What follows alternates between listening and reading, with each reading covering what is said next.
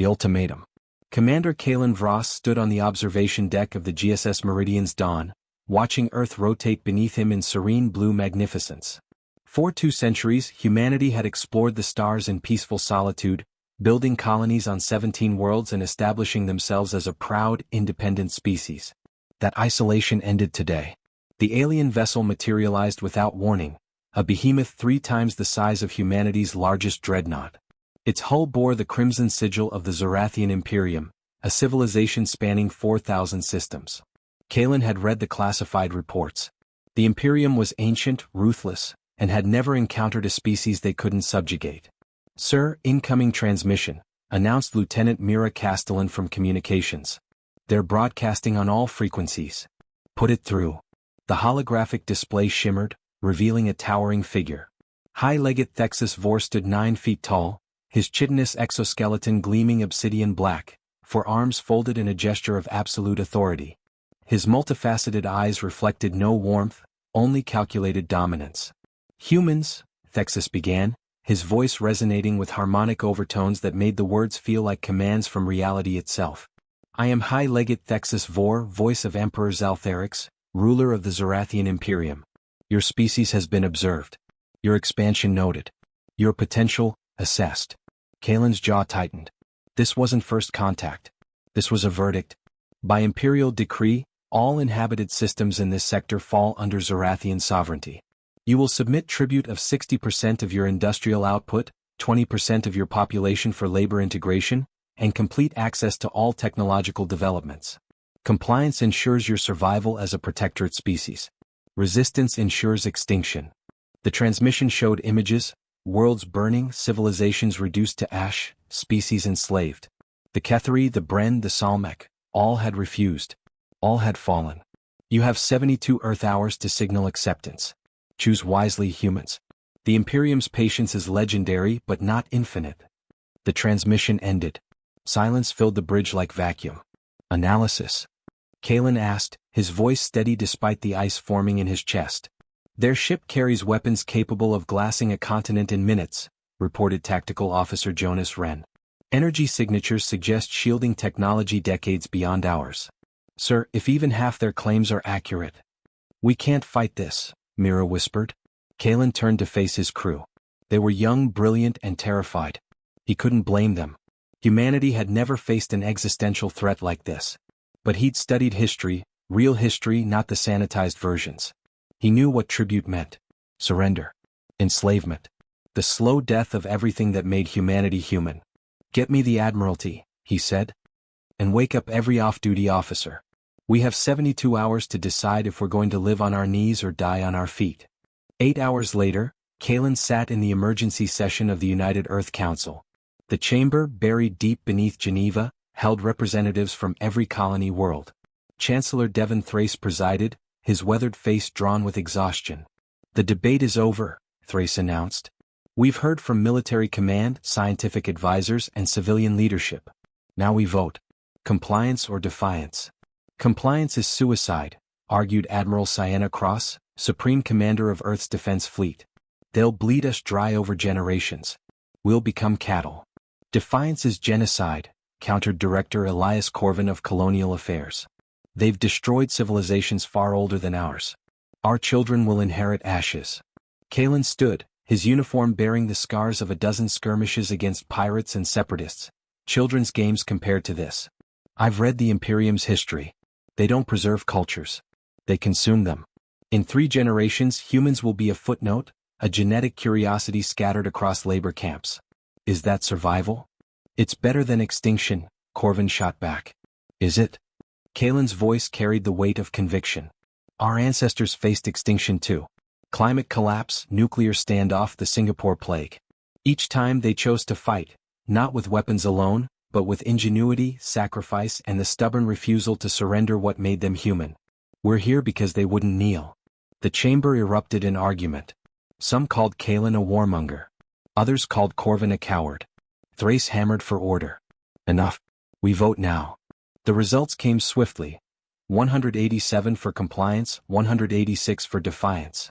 The future of humanity decided by a single vote. Thrace stood, his decision carrying the weight of 17 billion lives. The count is tied after accounting for abstentions. As Chancellor, I cast the deciding vote. He paused, looking at Earth displayed on the chamber's central hologram, beautiful, fragile, worth fighting for. Defiance. The word hung in the air like a declaration of war. Because that's exactly what it was. Kalen felt no relief, no triumph, only the crushing responsibility of what came next. Humanity had chosen. Now they had to find a way to survive that choice. Admiral Cross, Thrace continued, you have operational command. Make every hour count. As the council adjourned, Kalen returned to the Meridian's dawn. Somewhere in the darkness between stars, the Zorathian warship waited. In 64 hours, humanity's answer would be delivered. And then the galaxy would learn what humans became when pushed to the brink. War was coming. The 72 hours. Dr. Arya Shen hadn't slept in 36 hours. The quantum research facility at Luna Base hummed with frantic energy as humanity's greatest scientific minds worked miracles against impossible deadlines. The Imperium expected submission. They would receive something far different. Show me the simulation again, Arya demanded, her eyes bloodshot but fierce. The holographic display materialized. The Zorathian dreadnought rendered in perfect detail from every scanner sweep they'd managed. Its shields pulsed with energy that could withstand anything in humanity's arsenal. Conventional weapons were useless. They needed something revolutionary. The shield harmonics operate on a crystalline frequency matrix, explained Dr. Tobias Venn, his fingers dancing across controls. They're adapting to energy signatures in real time. Kinetic, plasma, nuclear, all absorbed and redistributed. Then we don't use energy, Arya said. We use physics. She pulled up classified files from the Manila Accords. Weapons banned after the colony wars proved humanity could destroy itself 1,000 times over. One project caught her attention, the graviton compression warhead, nicknamed the Void Hammer. This was shelved because it was too unstable, Tobias protested. The containment fields collapse before reaching critical mass 90% of the time. And 10% of the time? It creates a localized gravitational collapse. A black hole that exists for 0.3 seconds before evaporating. Anything within 5 kilometers gets compressed to the size of a marble. Arya smiled grimly. Build me 12. We only need one to work. Aboard the Meridian's dawn, Kalen coordinated with Admiral Cross and the hastily assembled War Council. Every ship in the defense fleet, all 47 of them, converged on Earth's orbital space. Against the Imperium's thousands, it was pathetic. But Kalen had studied military history. David beat Goliath. The Greeks held Thermopylae. Humanity specialized in impossible victories. We can't win a straight fight, acknowledged Captain Reyna Thorne of the Dreadnought Defiance Pride. Their technology outclasses us in every category. Then we don't fight straight, Kalen replied. We fought the colony wars with tactics the enemy never anticipated. We used that experience. Lieutenant Mira Castellan pulled up tactical displays. The Imperium operates on rigid hierarchical command structures. Every species they've conquered fought conventionally, fleet against fleet, honor and formations. And we abandoned honor a long time ago, Jonas Wren added with dark satisfaction. Guerrilla tactics, hit and run, asymmetric warfare. Make them bleed for every inch. Admiral Cross nodded slowly. They expect us to meet their dreadnought with our fleet. Instead we scatter. Small strike groups. Make them hunt us across the system while we buy time for the scientists to develop something that can hurt them. It's not enough to hurt them, Kalen said quietly. We need to send a message to the Imperium. Make them afraid. Show them that humanity isn't prey, we're predators they should have left alone. In the depths of Mars Valles Marineris, Commander Jack Torrens oversaw the evacuation of 3 million colonists. Not to safety, there was no safety anymore, but to the underground networks carved over decades of terraforming. The cities would be abandoned, but the people would survive, hidden in warrens the Imperium would have to dig them out of one by one. If they come for Mars, we make them pay in blood, Jack told his militia commanders. Every civilian capable of holding a weapon received one. The elderly, who remembered Earth's darkest conflicts, taught the young how to make improvised explosives from mining equipment. We're not soldiers, protested one of the colonists, a hydroponics engineer named Lena Voss. No, Jack agreed. Soldiers follow rules. We're going to be something the Imperium has never faced, an entire population that refuses to die quietly. The hours ticked down. 50, 40, 30. Across human space, impossible preparations continued. The colony at Proxima Centauri turned its orbital mirrors, designed to warm the planet, into focusing arrays for concentrated solar weapons. New Sarajevo converted its shipyards from commercial freighters to automated drone bombers, each loaded with nuclear warheads and programmed for suicide runs. Children were taught emergency protocols. The elderly volunteered for the most dangerous positions. Humanity had been at peace for 80 years. That peace shattered like glass. Aria's team completed the first Void Hammer with 2 hours to spare. The weapon looked innocuous, a torpedo no different from thousands of others. But its interior contained compressed gravitons held in a quantum suspension field so delicate that transporting it required zero gravitational interference. "It's beautiful," Tobias whispered, though his hands shook. "And terrifying." "That's humanity in a nutshell," Aria replied. When the deadline arrived, High Legate Thexus Vor expected a transmission of surrender. Instead, he received a message from Admiral Sienna Cross, broadcast across all frequencies so every species in the sector would hear. "High Legate Thexus Vor. The United Earth Council has reviewed your demands. Our response is as follows. No. Humanity will pay no tribute, cede no sovereignty, and bend no knee. Your empire has conquered 1,000 species, but you've never faced one like us. We are humanity. We don't surrender. We don't break. And we never ever forgive.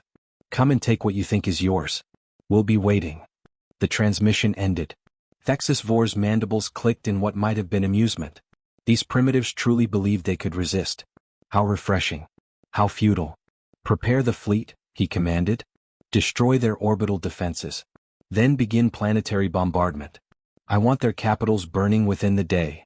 The Zarathian armada emerged from hyperspace, not one dreadnought but 15, accompanied by 300 support vessels. The display of force would have made empires tremble. But humanity wasn't an empire. Humanity was something the galaxy had never seen before. And the war had just begun. First blood. The Battle of Lunar Orbit lasted 17 minutes. It changed warfare forever. High Legate Thexus Vor watched from his command throne aboard the Eternal Dominion as his fleet materialized in perfect formation, a crescent of death designed to overwhelm through sheer firepower. Below them, Earth hung vulnerable, its cities glittering like jewels waiting to be claimed. "Scan for their defense fleet," he commanded. "Negative contact, High Legate," reported Subcommander Vrelix. "Orbital stations are powered but appear abandoned. No ships in immediate proximity." Thexus's mandibles twitched. Every species mounted a desperate defense of their homeworld. It was instinct, predictable and exploitable. Had the humans already fled? Long-range sensors detect scattered energy signatures throughout the system, Vrelix continued. Multiple small craft, inconsistent vectors. They appear disorganized. Panicked evacuation, Thexus concluded. Typical. Target their orbital infrastructure. Let them watch their achievements burn before we claim what remains. The Zarathian dreadnoughts opened fire. Plasma batteries obliterated defensive satellites in cascading explosions. Orbital factories, space elevators, communication arrays, all shattered under the onslaught. Earth's orbital ring, built over 2 centuries, became expanding clouds of debris in seconds. Then humanity struck back. Captain Reyna Thorne's Defiance Pride emerged from behind Luna's far side, engines burning at maximum as she led Strike Group Valkyrie, 8 frigates and a dozen gunships, directly into the Zarathian formation's flank. "All ships, focus fire on target designated Zulu 7, Reyna commanded. "Maximum burn, no holding back." The Zarathians, expecting broken prey, faced something entirely different. Humanity's ships were smaller, weaker, and significantly faster. They didn't engage in the stately broadside exchanges the Imperium preferred. They swarmed. Evasive pattern Omega.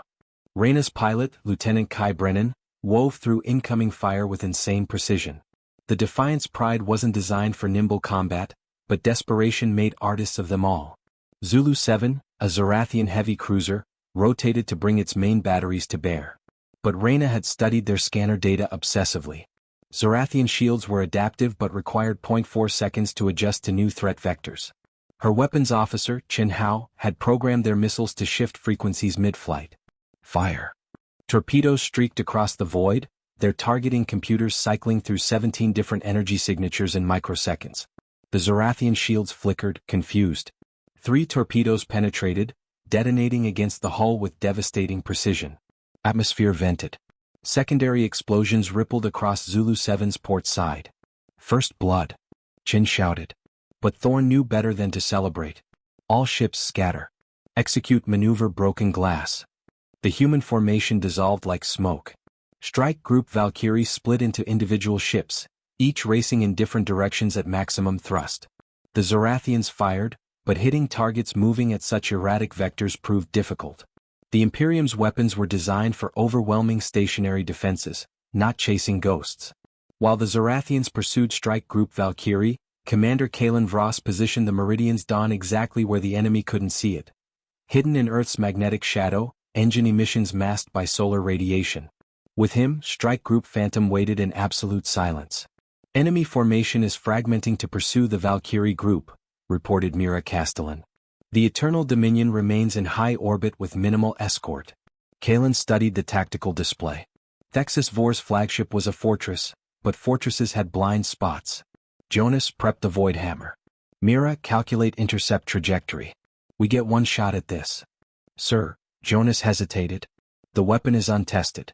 If the containment field fails during launch, then we die doing something that matters. Prep the weapon. The Meridian's Dawn and 5 frigates broke from hiding, accelerating toward the Eternal Dominion at a vector that would make intercept in 90 seconds. Alarms shrieked aboard the Zorathian flagship. Human vessels approaching. Vrelix reported. Energy signatures minimal. They appear to be ramming? Thexus observed the approaching ships with interest. Suicide tactics. Predictable desperation. Concentrate fire. Obliterate them. The Eternal Dominion's weapons batteries spoke. The frigate Acheron's fist vanished in nuclear fire. The Sentinel spiraled away, engines gutted. But Kalen's ship pushed through, shields screaming as they absorbed punishment that should have vaporized them. 15 seconds to launch range, Mira counted down. 10. 9. Void Hammer armed, Jonas reported. Containment holding at 93%. The Meridian's Dawn shuddered as another salvo tore through her aft section. Life support failed in decks 6 through 9. Kalen heard screaming over the comm channels but couldn't spare attention for casualties. Fire. The Void Hammer launched, a single torpedo against a dreadnought 50 times its size. The Zorathian point defense systems tracked it, weapons locking on. But Dr. Arya Shin had anticipated that.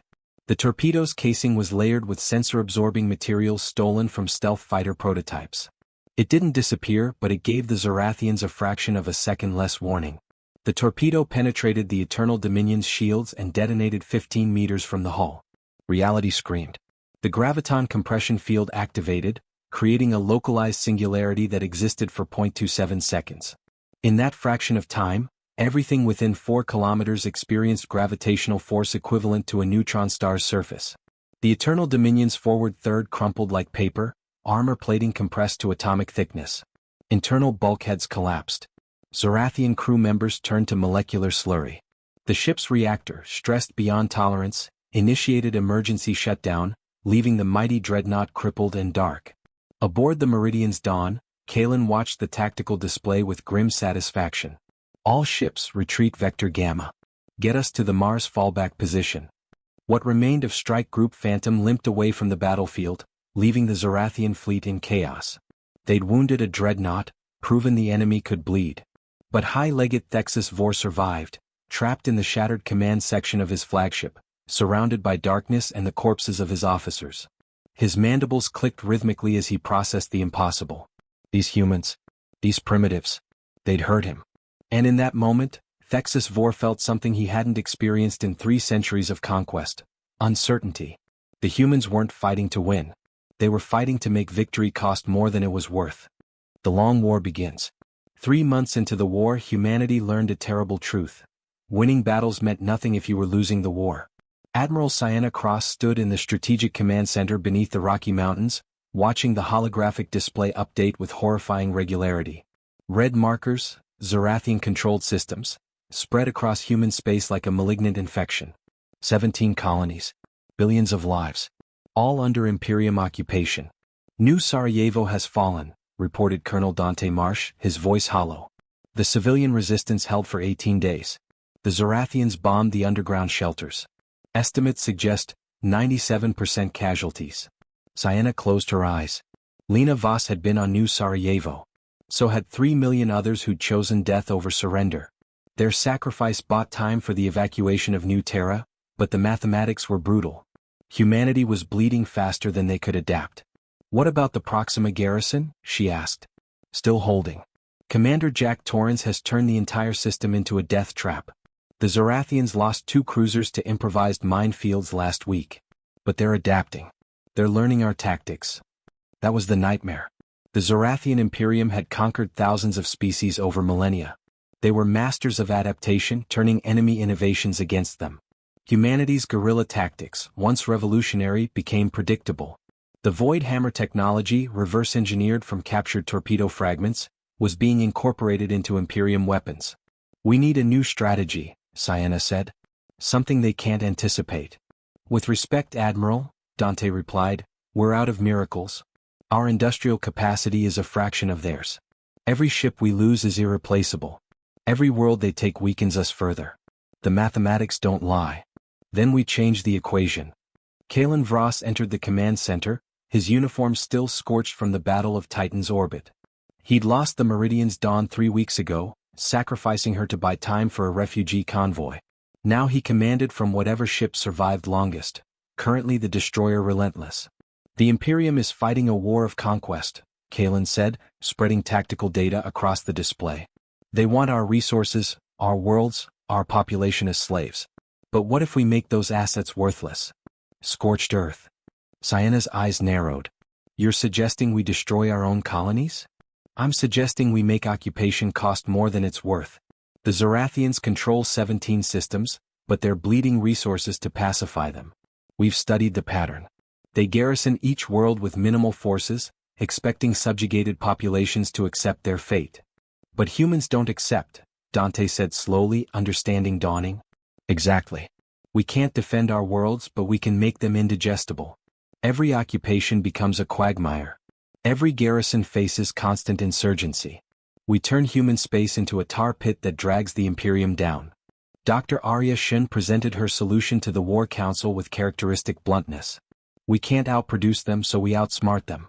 The Imperium relies on a galactic supply network spanning thousands of light years. That's their strength. It's also their vulnerability."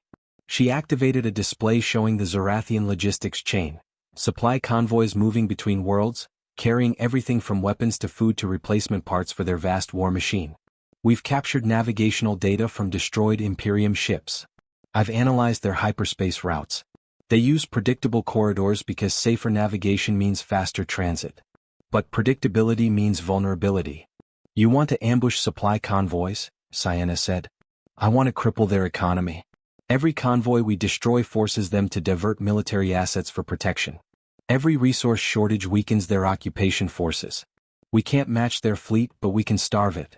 Captain Reyna Thorne, now commanding the experimental stealth frigate Shadow's Edge, studied the routes. "It's suicide. Their convoys are heavily defended." "So were their dreadnoughts," Arya countered. "Until we proved they could die. We've developed new weapons, new tactics. The Imperium thinks they understand us now. Let's show them how wrong they are." The operation launched simultaneously across 12 systems.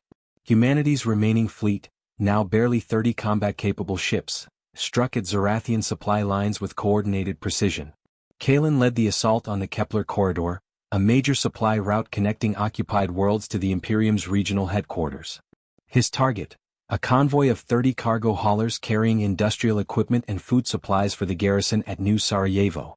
Multiple contacts, Mira Castellan reported from the Relentless sensor station. 32 cargo vessels, 8 frigate escorts, 2 heavy destroyers. Classic Imperium formation, Kalen noted. Heavy firepower concentrated at the convoy center, lighter escorts on the perimeter. They're protecting the cargo from external threats. But not from internal ones, added Lieutenant Sora Nakamura, humanity's newest tactical innovation, an infiltration specialist. 3 days ago, she'd led a boarding team onto one of the cargo haulers while it was docked at a captured human station. Now that hauler, the Prosperity's Dawn, carried more than industrial equipment. "Sora status?" Kalen transmitted on the encrypted channel.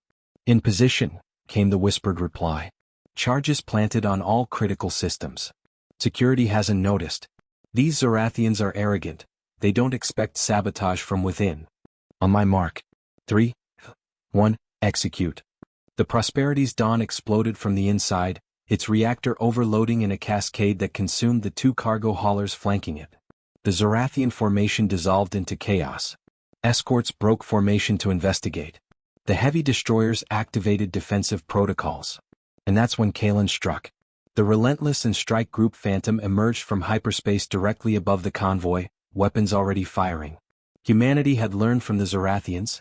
They used the enemy's own graviton technology, now miniaturized into focused disruption beams that shattered shields at close range. Target the escorts first, Kalen ordered.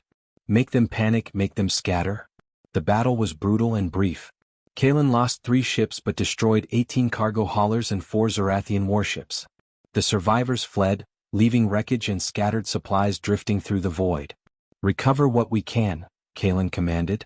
Medical supplies, weapons, anything useful. Then we disappear before their reinforcements arrive. Across human space, similar raids succeeded beyond expectations.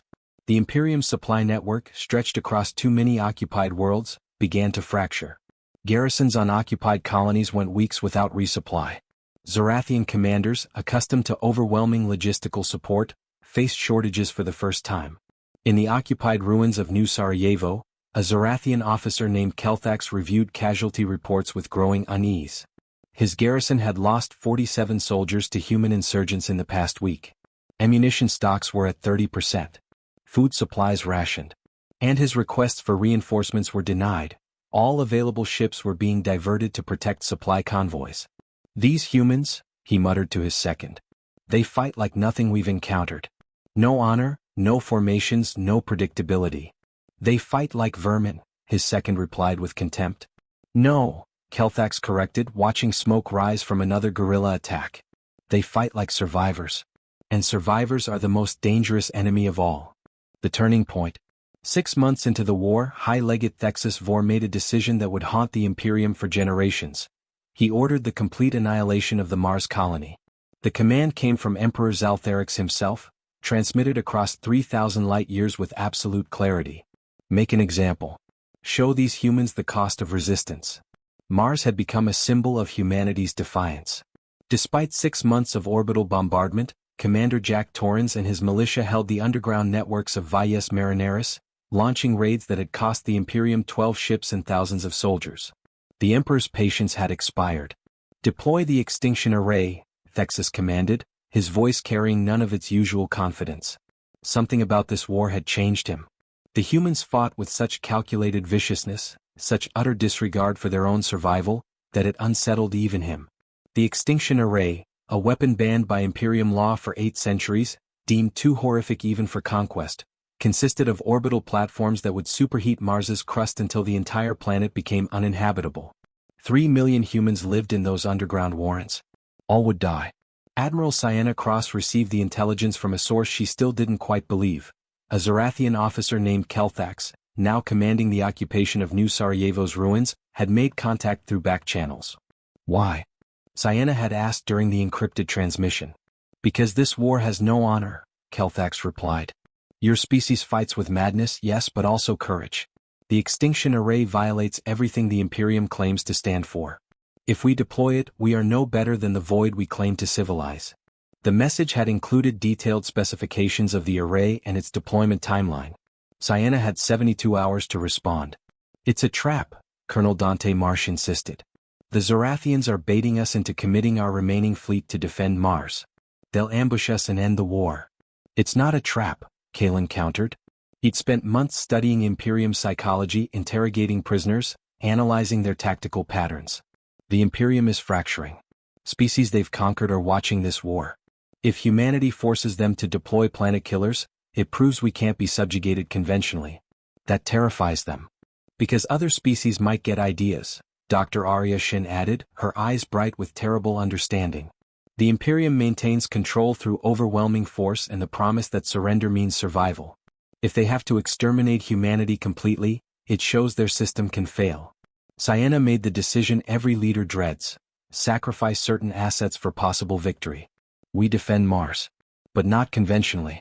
Arya, how many void hammers do we have? 17 functional units. The production facility on Titan is still operational. Kalen, I'm giving you operational command. Take every ship we can spare. You're not going to Mars to defend it. You're going to kill a high legate. The Battle of Mars began 3 days later as the extinction array activated. Orbital platforms glowed with captured stellar energy, preparing to pour unimaginable heat into the Martian crust. Below, in the tunnels of Valles Marineris, Jack Torrens organized the final evacuation. All transports away? He asked Lena Voss, who'd survived New Sarajevo and now served as his second-in-command. Last convoy departed 10 minutes ago. Civilian population is down to 2,000 volunteers. Lena's voice was steady, but Jack saw the fear in her eyes. The volunteers had chosen to stay, to fight, to die if necessary. They were teachers, engineers, grandparents, people who'd never fired a weapon before this war but had learned quickly. The Admiral's plan better work, Jack muttered.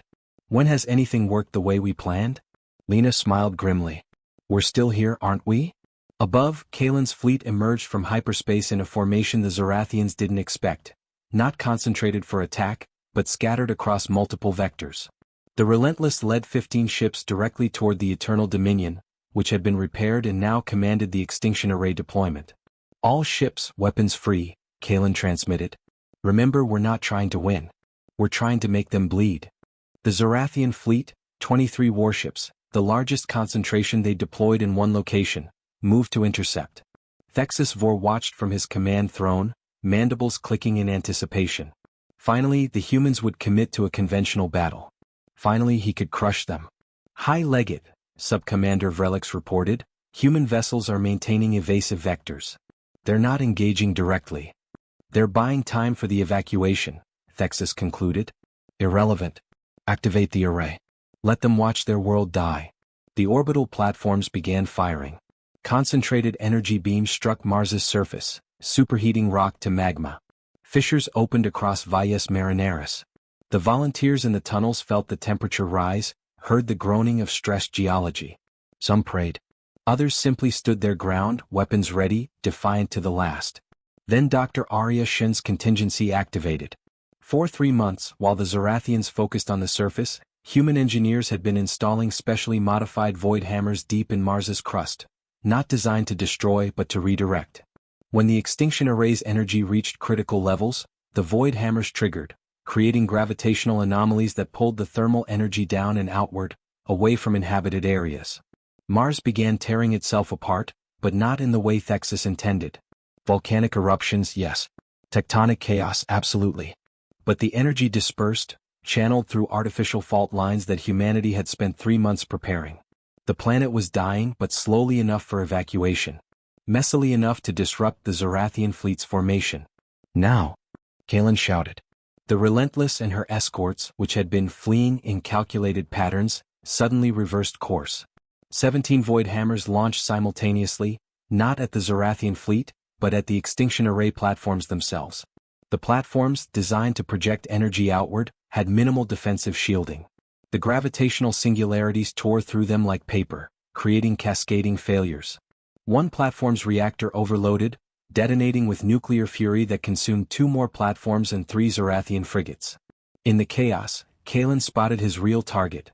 The Eternal Dominion, shields diverted to protect against debris, its attention focused on the dying planet below.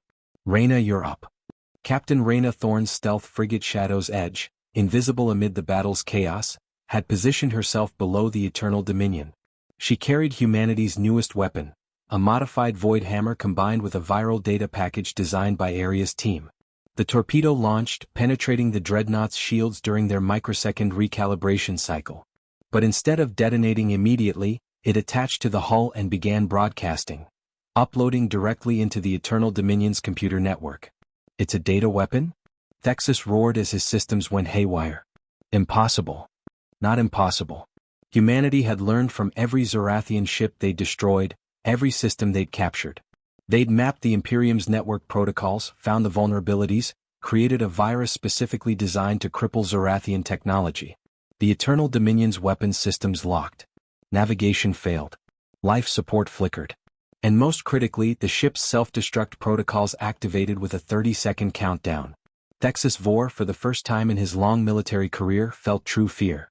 Abandon ship, he ordered. The High Legate escaped in an emergency pod seconds before his flagship exploded, the detonation so massive it created a temporary nebula of expanding plasma. Around him, the Zorathian fleet fell into disarray. Without the Eternal Dominion's command and control, individual captains made individual decisions, most of which involved immediate retreat. Kalen didn't pursue. His ships were battered, his ammunition expended, his crew exhausted. But they'd achieved the impossible. All ships, rendezvous at the Callisto fallback point, he ordered. Jack, get your people off Mars now. We bought you time. As humanity's ships limped away from the battlefield, Mars continued its slow death. But 3 million civilians had escaped. The extinction array lay in ruins. And the Imperium's most decorated commander floated in an escape pod, watching his fleet scatter. High Legate Thexus IV had lost. The price of victory. The war entered its 10th month, and humanity teetered on the edge of annihilation. Mars was a wasteland. 14 colonies had fallen. Earth's orbital infrastructure existed only in scattered fragments. The human population had declined by 18%, 3 billion lives lost to bombardment, starvation, and the merciless mathematics of total war. But the Imperium was bleeding too. Emperor Zaltherix stood in his throne chamber on the capital world of Zora this prime, studying reports from the human conflict with growing unease. His chitinous face, ancient beyond human comprehension, betrayed no emotion, but his inner circle recognized the subtle signs of agitation.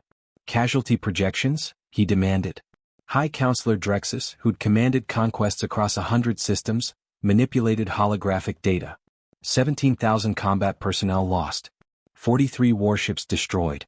Economic cost equivalent to the subjugation of 6 conventional species. And rising, Eternal One. For a single primitive species with barely 50 systems? They are unconventional, Eternal One. Every tactical doctrine we employ they counter. Every strategy we adapt they evolve. Their leader, this human called Kalen Vras, he fights without honor, without rules, without the predictable patterns we've learned from 1,000 conquests. Zaltherix was silent for a long moment. And the occupied colonies? 18 remain under our control, but pacification proceeds poorly. Human insurgents require 3 times the standard garrison strength to contain. They refuse re-education, resist integration, and conduct sabotage operations that cost us more resources than the colonies produce. Several of our client species are watching, asking questions. That was the real danger. The Imperium maintained control through the perception of invincibility. If humanity, a species barely 2 centuries into space travel, could force the Imperium into a war of attrition, what would the Kethri do? The Bren? The dozen other subjugated civilizations that had surrendered rather than face extinction? Increase military deployment, Zaltherix ordered. Crush them completely. I want Earth burning within 60 days. Eternal One, our logistics networks are already stressed to capacity. The humans have destroyed 47% of our supply infrastructure in this sector. Committing additional forces will require stripping defenses from other regions. Then strip them. This war ends now regardless of cost. Admiral Sienna Cross received the intelligence from Kelthax, the Zorathian defector who'd become an unlikely ally. The message was brief: total deployment ordered. They're sending everything. You have 1 month. Humanity's War Council convened in the depths of Titan's ice, the last major industrial facility still operational. The mood was grim. Every person in the room knew they were orchestrating humanity's last stand. We have 42 combat-capable ships, Colonel Dante Marsh reported. Maybe 50 if we arm civilian freighters and accept catastrophic casualty rates. Against how many? Sienna asked. Intelligence suggests 300 warships converging on Sol system. They're bringing enough firepower to sterilize every planet in the system simultaneously. The silence that followed was absolute. Dr. Arya Shin broke it. Then we don't fight in the Sol system. All eyes turned to her. We've been reactive for 10 months, she continued, pulling up star charts. Defending, retreating, buying time. But that's what they expect. What if we stop defending and start attacking? Attack what? Dante demanded. We barely have ships left. Not their military. Their infrastructure. Their economy. Their core systems. Arya highlighted a region of space 300 light-years from human territory, the Zorathian industrial heartland, where 40% of their warships were constructed. That's suicide, Reyna Thorne said flatly. We'd have to cross through Imperium space, bypassing their entire defensive network. We've been doing the impossible for 10 months, Kalen interjected. He'd been studying Aria's proposal with intense focus. The Imperium is massing their fleet for an assault on Earth. That means their defensive formations elsewhere are weakened. If we strike at their shipyards, destroy their production capacity, they'd be forced to divert forces from the sole offensive, Sienna finished. Buy us time to evacuate Earth's civilian population. Evacuate to where? Dante asked. Every colony is either occupied or destroyed. The outer reaches, suggested Jonas Wren, Kalen's tactical officer who'd survived 10 major engagements. Uncharted systems beyond human space. We've been conducting secret surveys for years. If we can get our population to unmapped territory, they can't find us. We start over, hidden, until we're strong enough to return. It was desperate. Insane. Humanity's entire survival strategy reduced to a gambit that would make ancient Earth's Hail Mary plays look conservative. How many ships would the strike force need? Sienna asked. 20, Arya calculated. Carrying every void hammer we can manufacture, along with conventional nuclear arsenals. Hit 6 major shipyards simultaneously. The economic damage would cripple their expansion for decades. That leaves us 22 ships to defend Earth during the evacuation. Against 300, Dante said. Those crews would be sacrificed. We're all sacrificed, Kalen said quietly. The only question is whether our deaths buy humanity a future. The vote was unanimous. Humanity would split its forces. 20 ships for the strike against Zorathian infrastructure. 22 for Earth's defense. And every civilian transport they could salvage would carry refugees to uncharted space. We're not fighting to win anymore, Sienna said, her voice carrying the weight of 3 billion dead and the hope of 14 billion still alive.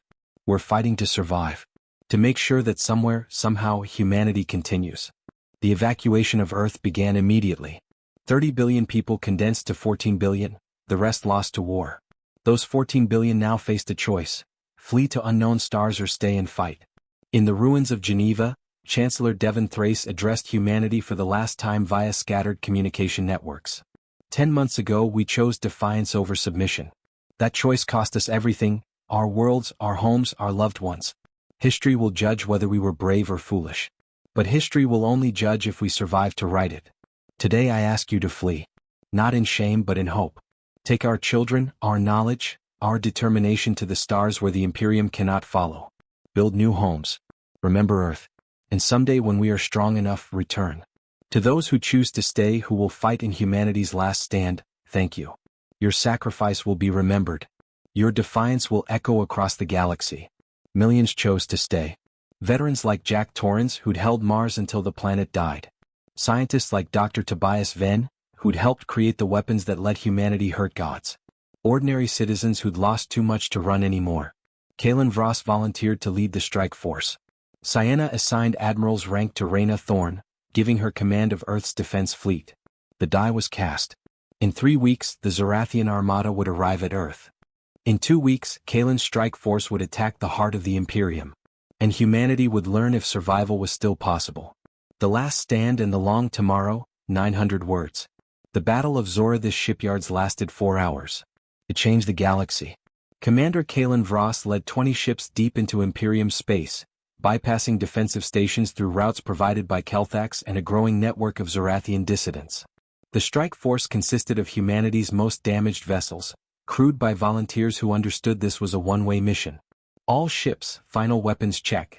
Kalen transmitted from the Resolute, a destroyer held together by emergency welds and desperation. Around him, 19 other ships prepared for simultaneous attacks on 6 orbital shipyards, massive installations where the Imperium had built warships for 3,000 years. Void hammers armed, reported Sora Nakamura, now commanding the frigate Vengeance. Conventional nuclear payloads ready. We're as ready as we'll ever be. The shipyards hung in orbit around Zora. This for an industrial world whose population had never seen war. Why would they? The Imperium's conflicts happened far away, against primitive species. Security was minimal, the arrogance of the invincible. Execute, Kalen ordered. 20 ships dropped from hyperspace directly above the shipyards, weapons already firing. The Zorathians, caught completely unprepared, scrambled defensive responses. But Kalen's force wasn't trying to survive. They were trying to cause maximum damage in minimum time. The Resolute dove toward Shipyard Alpha, the largest facility, capable of producing 3 dreadnoughts simultaneously. Kalen watched the structure grow in his view screen, a construct of metal and ambition spanning hundreds of kilometers. "Void hammer away," he said calmly. The torpedo struck Shipyard Alpha's central hub. Gravitational collapse tore through the station's spine, compressing construction bays and antimatter storage in catastrophic sequence. The resulting explosion created a miniature sun that consumed the entire facility and 16 partially constructed warships. Across the system, similar detonations bloomed. Shipyard Beta destroyed. Shipyard Gamma crippled. Delta, Epsilon, Zeta, all burning or fragmenting. 3,000 years of infrastructure gone in 4 hours. But the cost was absolute. The Zorathian defense fleet, initially scattered, converged with overwhelming force. Kalen's ships, already damaged, began dying. The Vengeance disappeared in plasma fire. The Defiant rammed a Zorathian cruiser, both ships annihilating each other. The last light held off 12 enemy frigates for 18 minutes before her reactor breached. Kalen's Resolute, engines gutted, drifted powerless among the debris. On his damaged view screen, he watched the last of his ships, the destroyer Infinite Defiance commanded by his old Academy classmate Sarah Venn, execute one final ramming attack that destroyed Shipyard Prime's antimatter storage. The explosion created a chain reaction visible from 3 star systems away. "Sir," Mira Castellan said softly from her dying station, "we did it. The shipyards are gone." Kalen nodded, feeling a strange peace. "Transmit final message. All channels, all frequencies." His holographic image broadcast across Imperium space, to every conquered species, every subjugated world. "I am Commander Kalen Vross of the United Earth Defense Force. My species chose war over surrender. We knew we couldn't win. We fought anyway. To the Imperium, you destroyed our worlds, but we destroyed your future. To the galaxy, you don't have to kneel. Remember humanity. Remember that resistance is possible." The transmission ended as Zorathian Marines breached the Resolute's hull. Kalen drew his sidearm not to fight, but to ensure he died on human terms. His last thought was of Earth, and whether Reyna's defense would hold long enough. Earth's last stand unfolded across 3 continents and orbital space. Admiral Reyna Thorne commanded 22 ships against the Zorathian Armada, 300 warships under direct command of Emperor Zaltherix himself. The Emperor had come personally to witness humanity's end, his ancient pride demanding he crush these primitives with his own mandibles. But the battle he expected never materialized.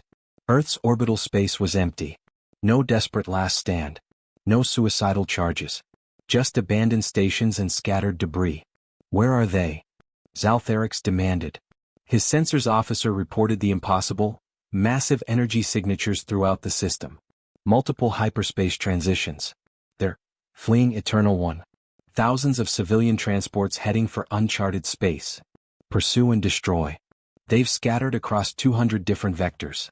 Pursuing all vessels would require dividing our fleet to the point of vulnerability. Then select targets. I want at least half their refugee fleet destroyed. Make them regret. The transmission cut. Across the Imperium, every communication network, every data relay, every information hub received the same broadcast: Kalen's final message. And something shifted in the collective consciousness of 1,000 conquered species. The humans hadn't surrendered. They'd chosen extinction over slavery, and in their death, they'd hurt the Imperium more than any species in living memory. On the occupied world of Ketheri Prime, a resistance movement began. On Bren Station, sabotage operations increased tenfold. Across the Imperium, species that had submitted began asking, "What if we fought?"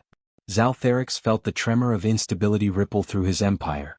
Destroy the refugee fleet. Now. But Reyna Thorne's defense fleet, hidden throughout the asteroid belt and outer planets, made their move. 22 ships couldn't defeat 300. But they could delay. Harass. Make pursuit costly enough that refugees escaped. The Shadow's Edge led the assault, her stealth systems allowing her to place void hammers with surgical precision. She destroyed 8 Zorathian warships before concentrated fire overwhelmed her shields. Reyna died at her command station, watching her tactical display show 70% of the refugee fleet successfully entering hyperspace, bound for the outer reaches for systems humanity had quietly surveyed during peacetime. Hidden colonies where humanity could rebuild. "Not bad," she whispered, smiling as the darkness took her. "Not bad at all." 50 years later. In the Cascade Nebula, far beyond Imperium space, The first human child born in the hidden colonies celebrated his 50th birthday. Davin Thrace, grandson of Chancellor Devon Thrace, stood on the observation deck of New Geneva Station, watching 14 colony worlds thrive in secret. The Imperium still searched, but they'd never found humanity's refugees. 50 years of rebuilding. 50 years of preparation. And now humanity was ready. Status report? Davin asked Admiral Castellan, Myra's daughter, inheriting her mother's tactical brilliance. The fleet is ready. 600 warships. Technologies the Imperium has never seen. And we're not alone anymore. She activated the display showing allied species, the Ketheri who'd liberated themselves 20 years ago. The Bren who'd sparked a rebellion that cost the Imperium 100 systems. Dozens of species who'd learned from humanity's example. The Imperium is weakened, Admiral Castellan continued. Their economy never recovered from the shipyard attack. Emperor Zaltherix is dead, succeeded by his weaker son. And the galaxy remembers. They remember humanity fought back. Davin thought of Kalen Vross, who'd become a legend across 100 species. Of Reyna Thorn, whose sacrifice bought humanity's future. Of his grandfather, who'd cast the deciding vote for defiance. Then it's time, he said. Time to go home. The Hidden Fleet activated their drives, beginning the long journey back to Earth, back to reclaim their homeworld and finish the war their ancestors started. The Imperium had demanded tribute. Humanity answered with war. And now, finally, they would answer with victory.